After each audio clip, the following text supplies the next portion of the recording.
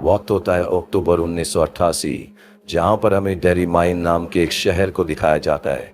इसी शहर में बिल नाम का एक बच्चा रहता है जिसकी उम्र 12 साल है और बिल जिस ग्रुप का हिस्सा है उस ग्रुप का नाम लूजर्स ग्रुप है। इस शहर में बच्चे रहस्यमयी तरीके से गायब हो रहे हैं। बिल का छोटा भाई 1 साल पहले गायब हो गया और बिल अब तक उसे ढूंढ रहा है। दरअसल जिस दिन बिल का छोटा भाई गायब हुआ था उस दिन बारिश हो रही थी।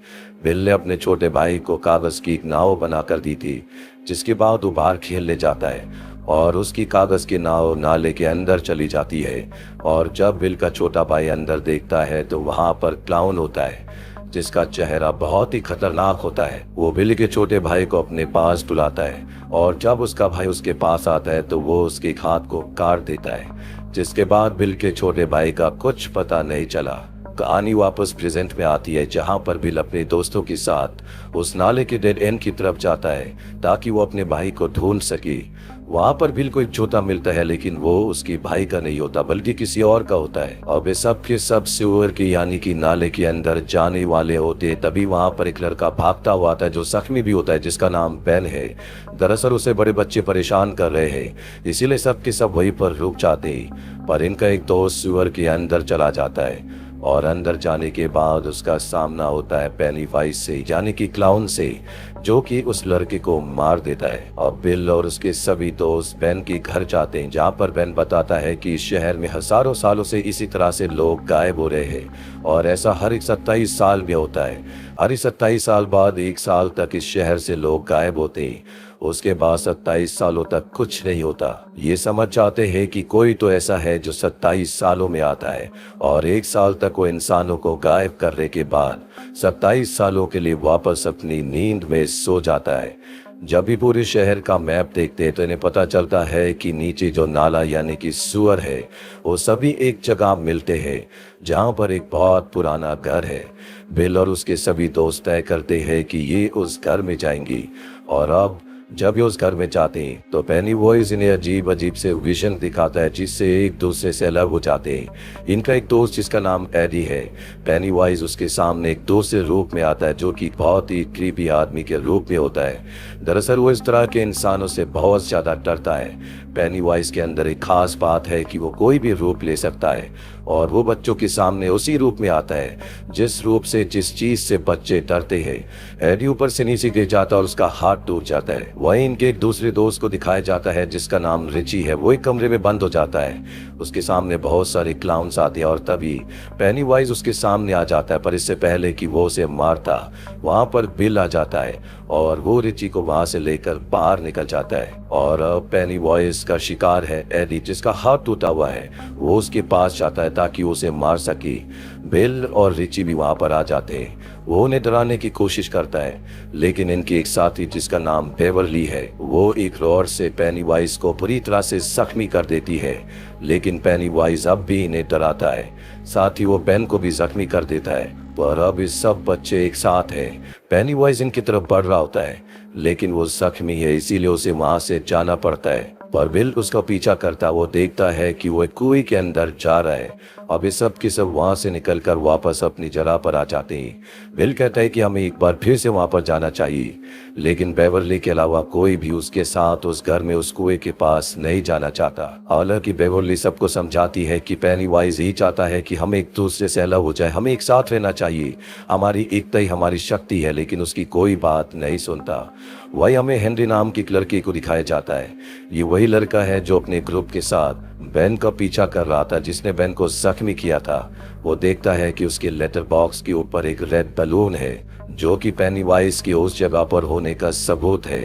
लेटर बॉक्स के अंदर उसे एक बॉक्स मिलता है और जब वो उसे खोलता है तो उसके अंदर वही नाइफ होता है जो नाइफ उसका जंगल में खो गया था जिस वक्त वो बेन का पीछा कर रहा था। और अब जबकि उसने उस चाकू को अपने हाथ में पकड़ लिया है तो वो पूरी तरह से पेनीवाइज के कब्जे में है। पेनीवाइज उसके दिमाग को अपने कंट्रोल में कर लेता है, जिसके बाद वो हेनरी को अपने पिता को मारने के लिए मजबूर करता है और हेनरी अपने पिता को मार भी देता है।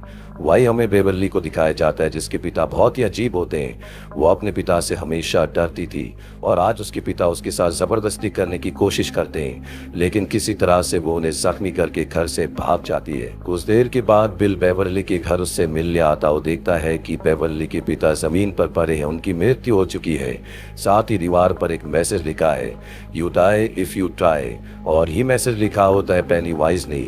वो समझ जाता है कि बेवर्ली को पेनीवाइज अपने साथ पकड़ कर ले गया। बिल अपने सभी दोस्तों के पास जाता और बताता है कि पेनीवाइज हमारी दोस्त बेवर्ली को अपने साथ ले गया है, हमें उस घर में उस कुएं में जाना होगा। और अब बेवर्ली को बचाने के लिए सब के सब पूरी तैयारी के साथ उस घर में एक बार फिर से पहुंच जाते हैं।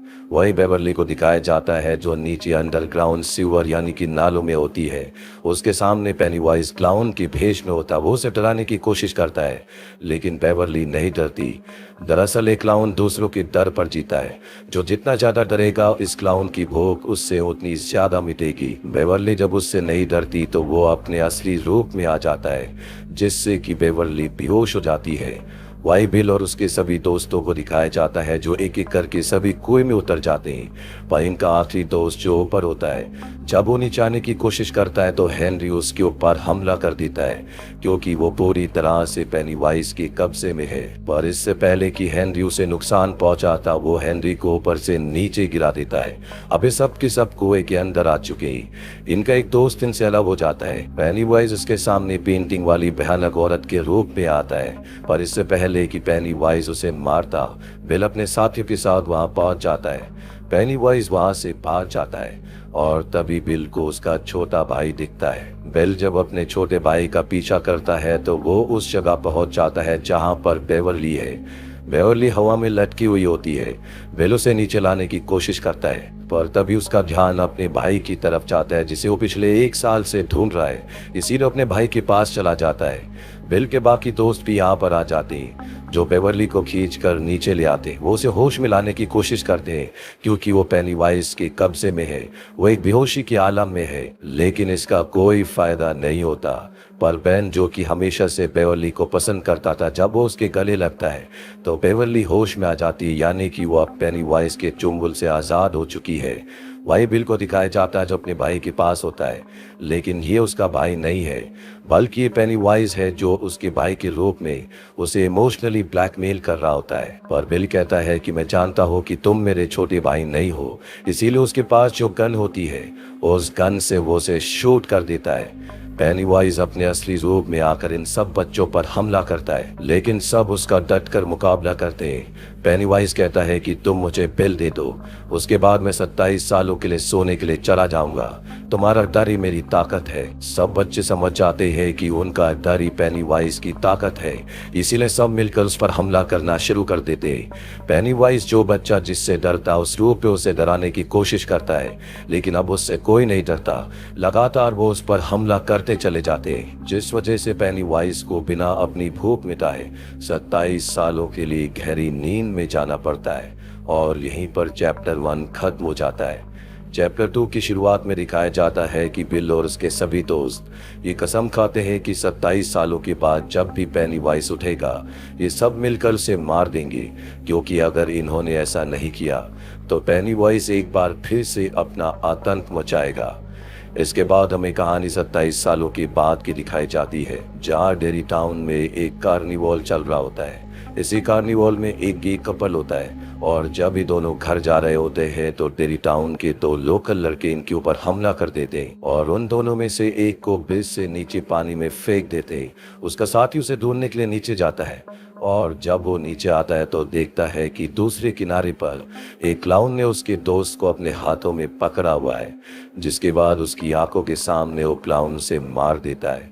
और ही क्लाउन और कोई नहीं बल्कि पेनीवाइज है, जो कि 27 सालों के बाद एक बार फिर से अपनी नींद से जाग चुका है।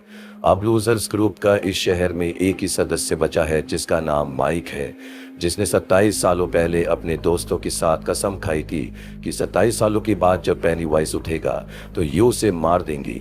वो ब्रिज के पास आता है जहाँ पर लिखा होता है कम होम कम होम। वो समझ जाता है कि पेनी वॉइस नींद से जाग चुका है, इसीलिए वो अपने सारे ग्रुप के मेंबर्स का कॉन्टैक्ट नंबर निकालता है क्योंकि सब इस शहर से जा चुके हैं। सबसे पहले वो बिल को कॉल करता है। बिल उसे नहीं पहचानता, लेकिन जब वो उसे याद दिलाता है तो बिल उसे पहचान जाता है। इसके बाद वो बेन और लास्ट में बेवर्ली को कॉल करता है। ये तीनों की तीनों डेरी टाउन में वापस आ जाते हैं, जहाँ पर माइक इन तीनों को बताता है कि एक बार फिर से पेनी वॉइस अपनी नींद से जाग चुका है। 27 साल पहले हमने कसम खाई थी कि जब भी पेनी वॉइस जागेगा हम उसे खत्म कर देंगे, और वो वक्त आ चुका है क्योंकि वो टाउन में लोगों को मार रहा है। ये बात सुनकर उसके तीनों दोस्त डर जाते हैं क्योंकि कोई भी अब पेनी वॉइस का सामना नहीं करना चाहता। ये सब के सब अपनी जिंदगी में सेटल्ड है। अब यहाँ पर इनका एक दोस्त है जिसे आना था लेकिन वो नहीं आया, और जब ये उसे कॉल करते हैं तो इन्हें पता चलता है कि अब वो इस दुनिया में नहीं रहा। ये बात सुनकर माइक के तीनों दोस्त डर जाते हैं, इसीलिए बेवर्ली और बेन वहाँ से चले जाते हैं, पर माइक बिल को अपने पास रोक लेता है। जिसके बाद बिल को अपने घर ले जाता है जो कि एक लाइब्रेरी है, जहाँ पर वो बिल को एक ड्रिंक पीने को देता है। जिस ड्रिंक को पीने के बाद बिल को विजन्स आने लगते हैं, जिसके बाद वो उसे एक सिरामिक पॉट दिखाता है जो कि एंशिएंट है, और बताता है कि 18वीं शताब्दी में कुछ अमेरिकन ट्राइब्स ने एक रिचुअल परफॉर्म किया था, जिसके बाद उन्होंने पेनी वॉइस को इस पॉट के अंदर कैद कर दिया था। यहाँ पर बिल को एक बार फिर से विजन्स आते हैं, जिस विजन्स में वो देखता है कि किस तरह से माइक उस अमेरिकन ट्राइब के पास गया था और उनका इस सिरामिक पॉट वहां से चुरा कर ले आया था। दूसरी तरफ हमें होटल में बेवर्ली और बेन को दिखाया जाता है, जहां पर बेवर्ली कहती है कि मैंने हमेशा अपने दोस्तों की मौत को अपनी पूरी जिंदगी देखा है, और जिस तरह से हमारे दोस्त की अभी मृत्यु हुई है मैंने उसे भी पहले देख लिया था। हमने अगर पेनी वॉइस को नहीं मारा तो एक एक करके हम सब मारे जाएंगे। अब यहाँ पर बिल और माइक भी आ जाते हैं। माइक बताता है कि अगर हमें पेनी वॉइस को मारना है तो हमें रिचुअल परफॉर्म करना होगा, जिसके लिए हम सबको अपने पास की कुछ खास चीज़ों को लाना होगा, जिसके बाद ही हम उस रिचुअल को परफॉर्म कर सकते हैं। ये सुनने के बाद बेवर्ली अपने उस घर जाती है जिस घर में बचपन में वो अपने पिता के साथ रहा करती थी, लेकिन अब यहाँ पर एक ओल्ड लेडी रहती है जो उसे घर के अंदर नहीं आने देना चाहती, पर वो किसी तरह से घर के अंदर जाती है, जहाँ पर उसने दीवार के पीछे बचपन में एक लेटर को छुपाया था, जो लेटर उसे बचपन में बेन ने दिया था क्योंकि बेन उससे प्यार करता था। और अब वो उस लेटर को निकाल लेती है, लेकिन तभी वो ओल्ड लेडी जो इस घर में रहती है वो एक डीमन बनकर उस पर हमला करती है, पर बेवर्ली किसी तरह से घर से निकलने में कामयाब हो जाती है। दूसरी तरफ हमें बिल को दिखाया जाता है जो उस जगह जाता है जहाँ से उसका भाई गायब हुआ था। ये एक ड्रेन है जिससे पानी नीचे जाता है क्योंकि नीचे बहुत बड़ा सूअर है, जहाँ से बिल चिल्ला चिल्ला कर पूछता है कि तुमने मेरे भाई को क्यों मारा था, शहर में इतने सारे बच्चे थे। और तभी अंदर से पेनी वॉइस की आवाज आती है। वो बिल से कहता है कि मैं तुम्हें मारना चाहता था, लेकिन जब मैं तुम्हें नहीं पकड़ पाया तो मैंने तुम्हारे भाई को पकड़ लिया। जिसके बाद उसे अपना भाई वहां पर दिखता है, जिसके हाथ में कागज की वही छोटी सी नाव होती है जो बचपन में बिल ने उसे बना कर दी थी। और जब वो अपना हाथ आगे बढ़ाता है तभी सूअर के अंदर से बहुत सारे हाथ आते जो बिल का हाथ पकड़ लेते, लेकिन किसी तरह से वो अपने छोटे भाई के हाथ से उस कागज की नाव को ले लेता है। और अब उसके पास उसकी पास्ट की, उसकी अतीत की एक चीज है। अब इस सारे के सारे लूजर्स क्लब के दोस्त एक बार फिर से मिलते हैं और इन सब के पास एक एक चीज है जो इनके अतीत से, पास्ट से जुड़ी हुई है। ये उन चीजों को लेकर उसी घर पर पहुंच जाते हैं जिसके अंदर वो कुआं है जहाँ पर बचपन में इन्होंने पेनी वॉइस का सामना किया था। अब जब ये घर के अंदर जाते हैं तो पेनी वॉइस इन सब पर हमला कर देता है, पर किसी तरह से कोई के अंदर पहुंच जाते हैं जहाँ पर इन्हें खुफिया रास्ता दिखता है जो कि एक सुरंग होती है। ये सब सुरंग में आगे बढ़ते हैं और ये उस जगह पहुंच जाते हैं जहाँ पर एक बहुत बड़ा स्ट्रक्चर है। दरअसल ये वो जगह है जहाँ से पेनी वॉइस हमारी दुनिया में आता है। ये उस स्ट्रक्चर के बीचों बीच जाकर उस सिरामिक पॉट को रख देते हैं, जिसके बाद ये उस सिरामिक पॉट में आग लगाते हैं और इनके पास जो भी इनकी अतीत से जुड़ी चीज़ें होती है उन सभी चीज़ों को इस सिरामिक पॉट के अंदर डाल देते हैं। जिसके बाद ये एक दूसरे का हाथ पकड़ लेते हैं और सब एक ही लाइन बोलते हैं, टर्न लाइट्स इनटू डार्क। और तभी हमें ऊपर 3 लाइट्स दिखती है और यही पेनी वॉइस की असली फॉर्म है, यानी कि ये उसका असली रूप है। वो तीनों लाइट्स नीचे आती है और उस सिरामिक पॉट के अंदर चली जाती है, यानी कि पेनी वॉइस सिरामिक पॉट के अंदर चला गया है। माइक उसे बंद करने की कोशिश करता है लेकिन तभी उसके अंदर से एक बलून निकलता है जो धीरे धीरे बड़ा होता ही चला जाता है और बहुत बड़ा होने के बाद वो फट जाता है। जिसके बाद इनके सामने पेनी वॉइस आता है। वो कहता है कि शायद माइक ने तुम्हें इस रिचुअल के बारे में नहीं बताया।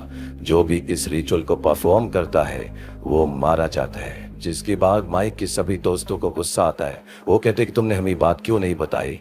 और अब पेनी वॉइस एक बहुत बड़े स्पाइडर में बदल जाता है और इनके ऊपर हमला करता है। सब के सब अपनी जान बचाने के लिए वहां से भागते हैं और पेनी वॉइस अपनी शक्तियों से इन सब को वही विजन्स दिखाता है जिन चीजों से डरते हैं।